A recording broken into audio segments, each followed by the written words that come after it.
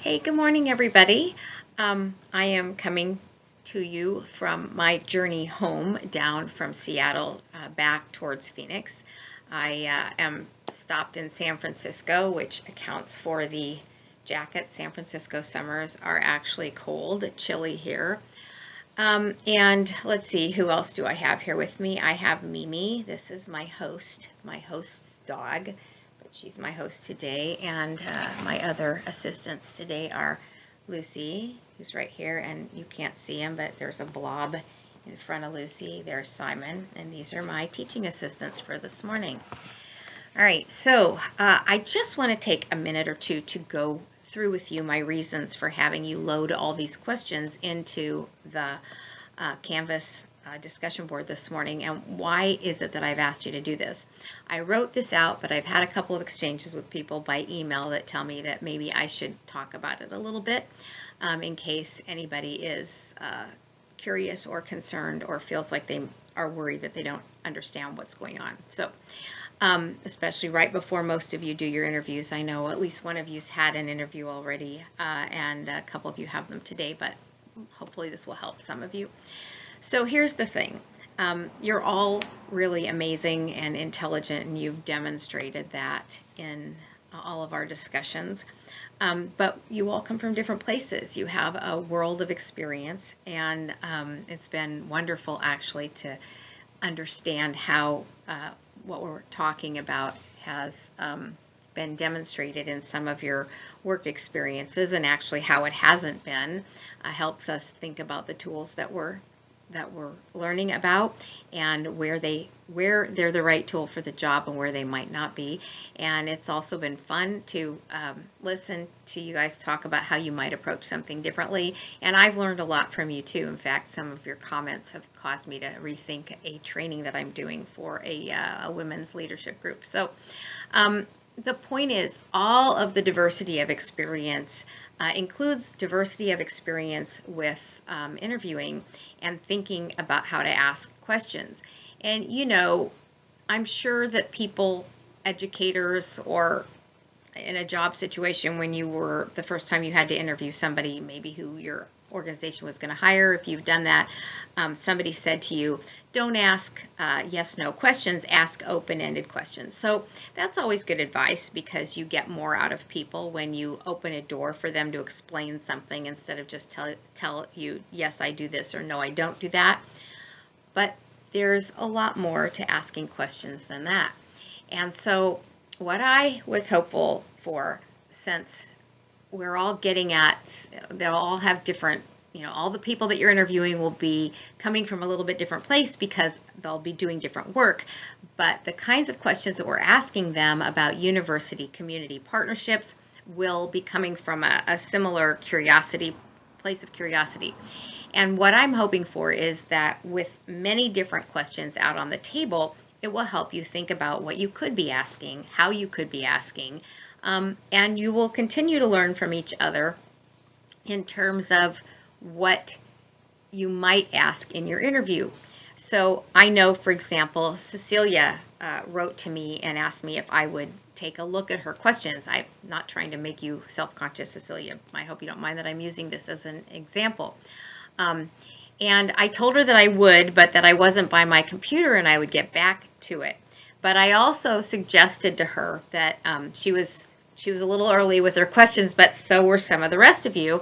And I suggested that she go take a look at the other questions that were there until I could actually look at her questions, that she go take a look and see if there were any questions that she really liked, and if there was any way that she wanted to adjust the list of questions she was going to ask her interviewee when she got there, just based on something she saw that she thought was really great.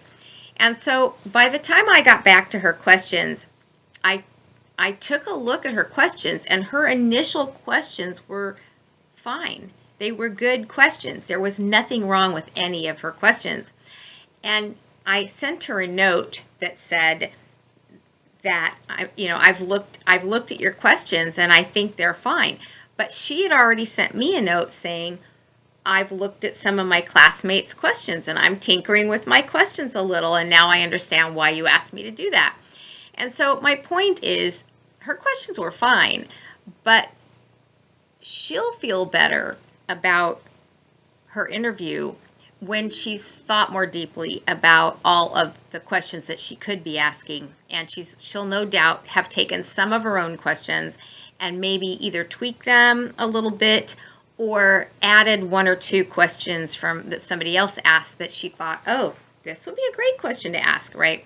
So all I'm trying to do is help you be better at appreciative inquiry. I'm trying to give you an opportunity to think through deeply your questions. I think it's interesting, all of us have new projects to work on at work from time to time, and usually there are pieces of them that appear to be more important than other pieces. And I think when we're thinking about homework, a lot of people think that what's really important is to read the material so we know what it is that the educator wants of us, and B, to spit that back out in whatever our written work or our product is so that they can see that we read it.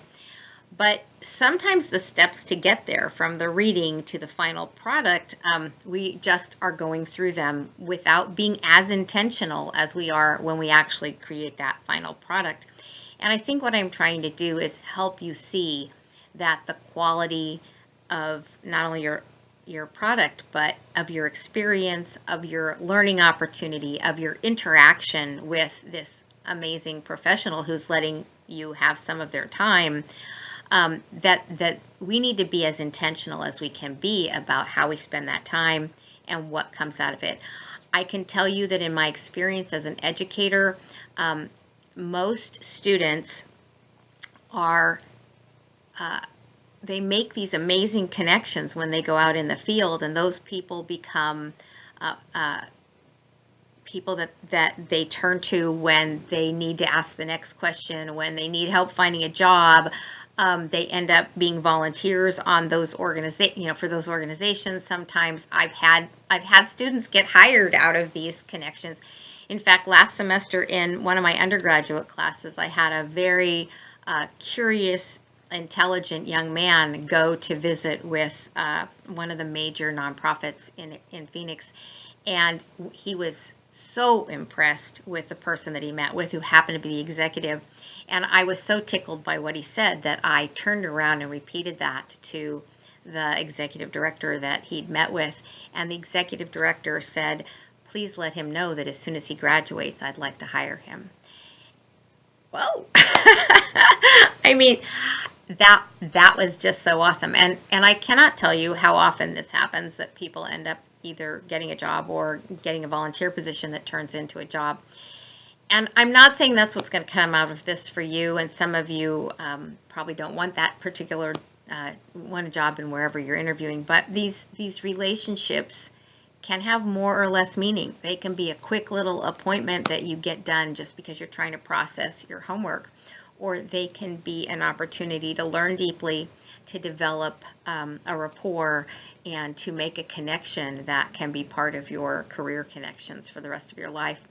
And I think the caliber of questions that you ask and how you present around your interview is part of what determines how that goes for you. So there's so many reasons for you to be very intentional about the steps between the reading and doing the ultimate product, and I'm just showing you how much more deeply you could be thinking about your interview questions. That's it. And I hope you will take this lesson of intentionality and your ability to learn from diversity and to share with each other. And also, like, what if in the future you don't have a classroom to compare notes to? Who else could you ask? Who is in your work world? Who is, I like that our Paulo Freire assignment, you guys went to somebody that was completely outside of, most of you outside of work, outside of this classroom, somebody who was a big thinker, who helped you think more deeply about something that you're doing in class. And I'm just trying to help you develop a sense of local knowledge, community knowledge, and all the ways in which we can be really intentional about how we move forward and how we include the value of those around us in our learning experience. Okay, I think that's it. And I'm not going to actually grade your questions. Those are for you. So the final grades on these products will, it's not that you don't get any points for doing the questions. It's that I will give you those points at the very end of the assignment when I see the entire thing, and I can tie that all together and make a whole in my mind about what it is you've done. So just this video until the end of the assignment, and then I will come forward with grades for everybody. Again, thank you all in advance of this project for being so conscientious and so intentional about the work you're doing in here. I have learned so much from you this semester. Where's the...